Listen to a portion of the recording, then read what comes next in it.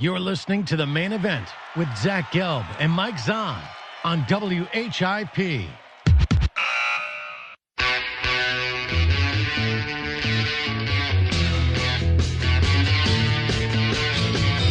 Welcome back, everybody. Time in the WHIP studios is 11:16. Zach Gelb here with you, flying solo, taking up until noon Eastern time, where the Temple Sports Hour will come your way. And we're just kicking off Penn State week that comes this Saturday at Lincoln Financial Field. And you can listen to the game right here on Philly's #1 college radio station, WHIP, with pregame coverage starting at 3 o'clock. And then the Owls take on the Nittany Lions at 3:30. Owls looking to take down Penn State for the first time in 74 years. So let's go out to the hotline right now and welcome in a Temple University Hall of Famer, played with the Owls from 1998 to 2001, and oh yes, he won a Super Bowl championship with the Indianapolis Colts, and that is Raheem Brock. Raheem, Zach Gelb here on Temple's campus. Thanks for a few minutes. How are you? I'm doing pretty good. Well, we appreciate you coming on. I'm actually jealous of you, Raheem, and it's not just because that you played football here at Temple University. You went to the NFL. You had a very successful year, and you won a Super Bowl championship. You were one of the lucky people last night to be at Lincoln Financial Field to see the Kevin Hart show. How was that last night? Oh, it was amazing. I mean, it was great to see how Kev and Naeem and Spank have grown into that to sell out a stadium like that. It was awesome to see that, especially with Spank and Naeem being fellow Temple alum. It was just really remarkable. 69,594 people packed the link, and I got to see it off your Instagram, a photo that you posted with your brother, who's also a former Temple University Owl, Hassan Dixon, and just seeing that sight, it just gets me even more excited for Saturday, because that many people are going to be at the link as well to support those Temple Owls, right? Yeah, I heard they sold about 60+ thousand tickets, and that's amazing. You know, everybody's excited about the game this weekend. You know, my family can't wait, and I think we're going to pull it out this week. I think it's going to be a great game, and then the Owls are going to win this one. Well, I could speak on behalf of Temple University. From your lips to God's ears, it would be nice to be sitting there on Saturday at around 7 o'clock with the victory over the Penn State Nittany Lions. Will you now be in a luxury box this weekend? I saw you in a luxury box last night. That must have been nice. Yeah. I stay in the box. It's just nice and cool up there, so. All right, we're spending a few minutes with Raheem Brock, who joined us on the hotline right now. And I remember last year, we were sitting at the Temple University Football Hall of Fame induction, and you were so nice to come on in studio a few hours before you went inducted, and we were talking about your charity and all the great things that you did both on and off the field. But you shared a special story, actually, when you were at high school at Dobson's High School, and a lot of your teachers were actually mad at you when you selected to go to Temple because a lot of them are Penn State alumni. Can you just share that story with us real quickly?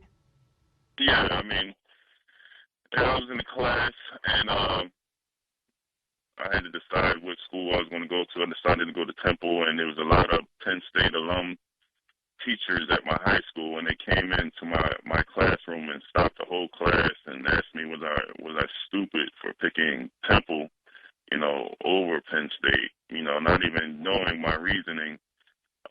They just thought it was crazy that I chose Temple over Penn State, but to this day, you know, I'm still happy on my decision.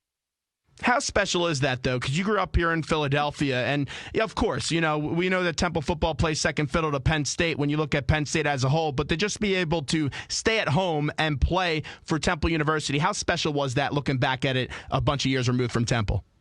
It was great. You know, it was a lot of learning. It taught me, you know, to have tough skin and to work hard and dedication and everything I needed to learn to help me succeed on the next level in the NFL. So, you know, I'm happy with the decision I made, you know, going to Temple. You know, it was a tough couple of years. I went in that many games, but, you know, it still instilled the stuff in me that to help me be successful on the next level.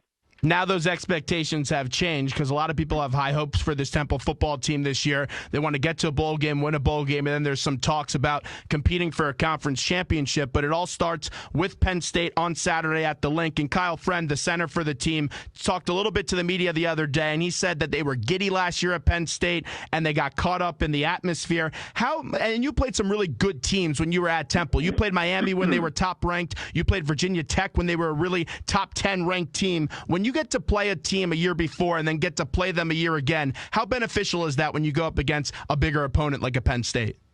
I mean, it's great. I mean, you get to get more relaxed and you learn the team a little bit better. They might have. It seems like they just got caught up in the whole, the Penn State, the fan base and all that. So I think, it's great to play a team over and over again. You get more comfortable, especially the big teams like the Penn States and the Notre Dames, and we haven't played teams like that in a couple of years. So it's good for them to get that experience and get more comfortable when they go on the road and have to play in front of those big crowds like that. Now you have a quarterback in your number 3 who had a really successful freshman year. The second year he did struggle, turned over the football a lot, but now it's your number 3, and if Temple's going to want to win 7, 8, or 9 games, you're going to need P.J. Walker to protect the football. When you look at the game tape and you want to see things out of P.J. Walker this year, what do you want to see him improve on as he enters this 2015 season on Saturday? I mean, you said it. I mean, protect the football, and just he has to be a playmaker. Like when you're a quarterback, you have to be in control. You have to make plays, and guys want to be comfortable and be able to feel like they could count on you, to step up. And you have to be that guy. You're the leader of the offense. You have to be that guy, take control, and make some plays. And they definitely did surround him with talent this year as they bring back Robbie Anderson. They get Adonis Jennings, who transferred over from Pittsburgh.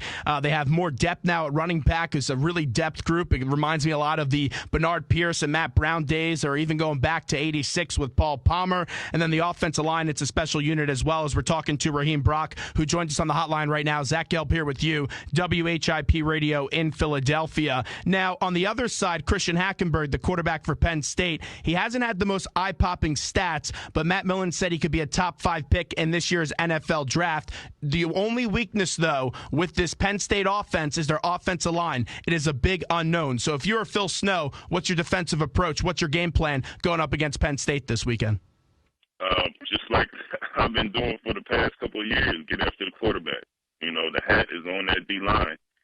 If their offensive line isn't that great, we're depending on y'all, the front 7, the front 4, to get after this quarterback and make him uneasy in the pocket and just tear stuff up, So I will put the hat on the D-line. It's just their week. It's their game. They have to show up. And that defensive line has been really impressive the last 2 years. They took a big step last year and have some NFL players on that line, including a Praise Martin Oguike and a Matt Ioannidis. But a lot of those guys are seniors. And, when you're a senior, Matt Rule said it best. You either do 2 things. You start thinking about the next level, or you play your best brand of football and then just hope for the best and give it all back to your university. What was your mentality entering your senior season here at Temple? I was trying to play my best. I was trying to be the best I could be and make as many plays as I could. I just wanted to try. I was trying to be the best in the league. The top in the Big East. So that was my mindset. I didn't know where it was going to have me end up, or where I would end up after the season. But I had to leave it all on the field this year. And that year. Played against some really good players, and you also played against with some really good players, one of those being Dan Klecko, who won Big East Defensive Player of the Year at your time at Temple University. When you play next to a guy like Dan, who's an ultimate competitor, an ultimate hard worker, how much does that inspire you to just lift it up a little bit and play at an extra harder level? That's great. When you have a whole D-line the way we were playing, it just takes everything to another level. You get comfortable with those guys around you. You know they're going to make plays when it's their time to make plays, and it makes you feel more comfortable doing your job and you getting after the quarterback and going to make plays. So, it was great to have Klecko there, even his dad to come coach. He came in and taught us some things about, how important the fundamentals and techniques were, and which really helped me out. And you could see how little Klecko played, that his dad has been, instilling that stuff in him since he was a little kid. So, it was great to have both of them there. Raheem Brock joins us right now on the hotline, WHIP Radio in Philadelphia. I want to make a little bit of a transition to the Philadelphia Eagles because expectations now are very high in the city of brotherly love. Sam Bradford was perfect the other night up against the Green Bay Packers. I said the other day I think the Eagles will go 10-6 and will win the NFC East. But now I'm on Twitter right now, Raheem, and I'm not going to lie. Vegas is coming out, and their Eagles stock is just rising, and people are talking Super Bowl. What did you see out of Sam Bradford the other night, and how confident are you going into this year with Bradford at the QB helm? Yeah, I'm confident. I'm confident. He looked great. He completed a lot of passes that I thought Foles would have lost. Wouldn't have completed if he was still playing with the Eagles. And Bradford looks great. The only thing my concern is he can't run the ball. It's not the offense isn't. Chip Kelly's offense is made for a quarterback that can run, but I still think Sam Bradford would do a great job, playing at quarterback. I just thought that Chip needed a mobile quarterback to open up his offensive game plan a little bit more. But, the offense still looks great. So, I'm confident. I think the Eagles will do great. And I'm excited about this defense. They look awesome as well. They do, and the real big thing that was encouraging to me was after the game, I heard him talking to Ed Werder, and he started saying how he feels really good from a mental standpoint in Sam Bradford, because we've seen even the all-time great quarterbacks, Tom Brady tear his ACL, and it still takes time to just get over the fact about thinking about the injury. How true is that, and how long does it usually take to block out the injury mentality when just thinking about it from a mental standpoint? Yeah, I mean, it's really tough, You're always thinking about it. You don't want to get hurt again, and you want to, that's your life. It's your career. So a lot of things go through your head, but you're also a professional. So guys want to get back on the field. They know how to take care of your body, and they're professionals. They want to get back out there and play ball. But it is in your head a little bit. It can be tough on certain guys. I know like a RG3, a guy like that's been having a whole bunch of injuries. It could just tear you down mentally. So, but guys have to be professional and bounce back. That RG3 situation right now is a mess, and Kirk Cousins is going to be the Week 1 starter. They just announced that a few moments ago. Does a guy like RG3, does he just need a new start with the new football team? Because the Redskins, they really are a laughingstock right now when you take a look at them, Raheem. Yeah, I mean, I didn't like how he came in. I think he runs like a running back. He needs to know how to slide. He lets his body get beat up too much. It's longevity. You want to take care of your body and get out there and make plays. I think he has a great arm, but he just has to he got to reevaluate everything. But yeah, it's a tough situation for him right now. And I'll ask you one more thing from a football standpoint, because when you texted me and you said you may have possibly come into the studio today, because you know me, I'm a big Patriot fan, I started wearing my No Brady, No Banner shirt, and I know you don't like the Patriots, and I always like to tease you about that, but you did get your Super Bowl ring. The Patriots just have a few more than the Indianapolis Colts. I will remind you about that. What do you think happens with Tom Brady? Is he playing Week 1, or do you think Goodell is going to find his way to keep this 4-game suspension through the judge? I heard that he's playing Week 1. I heard he's going to play. I think he's going to play. So we'll see. We'll see what happens. And you always want to play against the best players, the best quarterback. Because if they win against a backup, if you win against a backup, you're kind of like, well, Brady's going to be back anyway. So it ain't that much of a great win. You want to play against the best. So hopefully he's out there, and we'll see how that goes.